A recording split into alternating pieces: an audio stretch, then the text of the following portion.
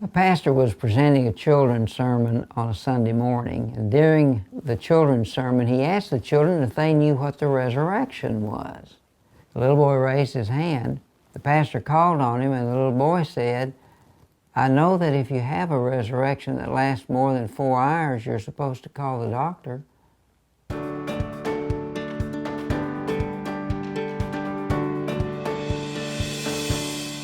I recently had lunch with a friend of mine who has an inquiring mind and also challenges me and my own thinking.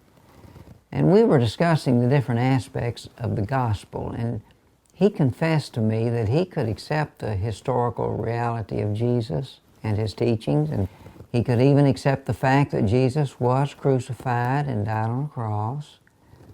The difficulty for him was the intellectual barrier presented by the idea of Jesus' resurrection. To believe that Christ came back to life was a bridge too far for him to cross. I readily admitted to him that I fully understood his struggle. In fact, I have at times wrestled with the same issue. The struggle to believe in the bodily resurrection of Jesus isn't new to either my friend or me. In fact, it has actually been a topic of controversy dating all the way back to the 1st century. That is why Paul wrote a lengthy, detailed apologetic for the resurrection of Jesus in 1 Corinthians chapter 15, appealing both to experience and to reason. Paul first points out in 1 Corinthians chapter 15, verses 5 through 8, that he, Jesus, appeared to Cephas and then to the 12. After that, he appeared to more than 500 of the brothers and sisters at the same time, most of whom are still living, though some had fallen asleep. Then he appeared to James, then to all the apostles, and last of all, Paul says, he appeared to me.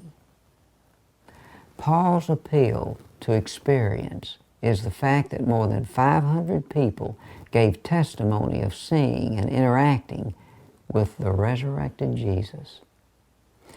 Continuing in 1 Corinthians chapter 15, Paul reasons, number one, that if the resurrection did not occur, our preaching is useless, and so is our faith.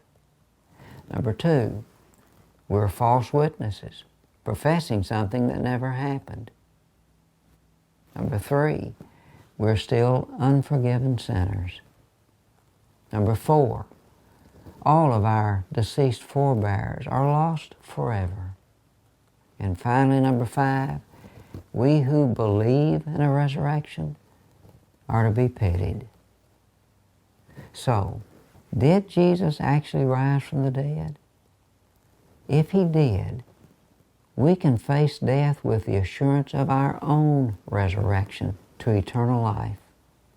If not, as Paul reasoned, we're left with no hope. Hence, the question of Jesus' resurrection may be the most important question ever raised. Those of us who accept the plain teachings of Holy Writ and affirm the creeds of historic Christianity through the centuries must concede, as Paul did, that if the resurrection of Jesus from the dead was a hoax, the Christian gospel falls apart. Pull out the thread of the resurrection and the entire garment unravels.